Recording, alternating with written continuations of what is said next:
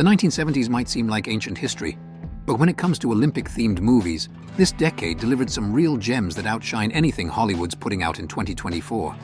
With gritty realism, raw emotion, and none of the CGI fluff we see today, these films capture the true spirit of the Games.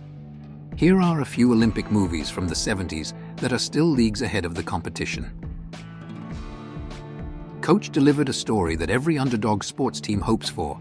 A new coach who's just as tough as he is unconventional. A town hires an Olympic track star named Randy Rawlings to coach the high school basketball team. Randy is hired sight unseen, and the town does not know Randy is a woman. The town immediately tries to force her out as soon as she arrives. Despite being a product of its time, Coach remains a time capsule of 1970s sports cinema, with all the flair and polyester that era could muster. Today, it is largely forgotten, although Quentin Tarantino loves this movie so much that he still owns his own 35mm print of it. A sequel to the 1944 film National Velvet, which starred Elizabeth Taylor as a girl named Velvet Brown who trains her raucous horse for England's Grand National race. International Velvet ups the stakes as Velvet's niece Sarah inherits her aunt's horse and dreams of becoming part of the British Olympic team. Directed by Brian Forbes, this equine-themed film stars Tatum O'Neal, Christopher Plummer, and Oscar winner Anthony Hopkins.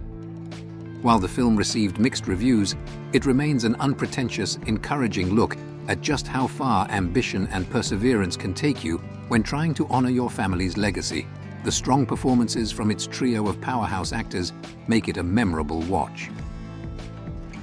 The other side of the mountain is the inspirational true story of Olympic hopeful Jill Kinmont, played here by Marilyn Hassett.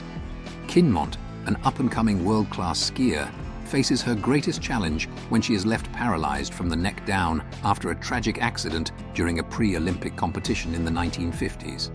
Her best friend suffers the same fate after contracting polio. Jill must slowly put her life back together again with the help of those close to her. Jill Kinmont was a technical advisor on the film.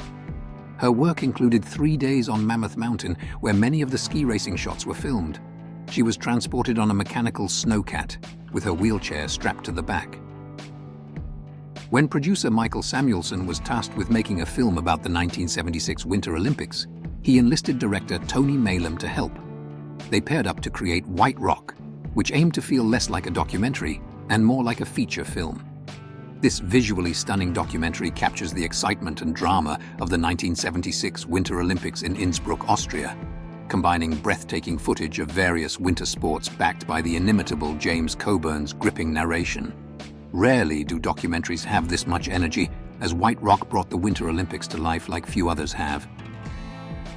Golden Girl was an audacious attempt to blend sci-fi with the spirit of the Olympics, featuring a genetically engineered athlete destined for gold. This film dives deep into the era's fascination with human potential and scientific enhancement.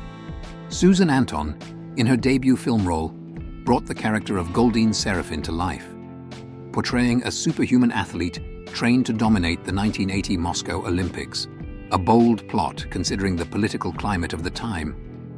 Competitors running against Susan's character were real-life hurdlers, runners, sprinters, and athletes hired by the production to race. They were told to slow down in the filmed races so the Golden Girl could win. Film and television producer David L. Wolper had an idea. What if you hired a bunch of international directors to make their own mini-documentaries at the same sporting event? In the case of Visions of 8, it was the 1972 Munich Olympics, and the collection of filmmakers included Milos Forman, Arthur Penn, and John Schlesinger. Like a lot of omnibus films, some sections of Visions of 8 are simply better than others. But the novelty of the approach has its quirky appeal, arguing that different people can be watching the same spectacle and come away with completely different takeaways.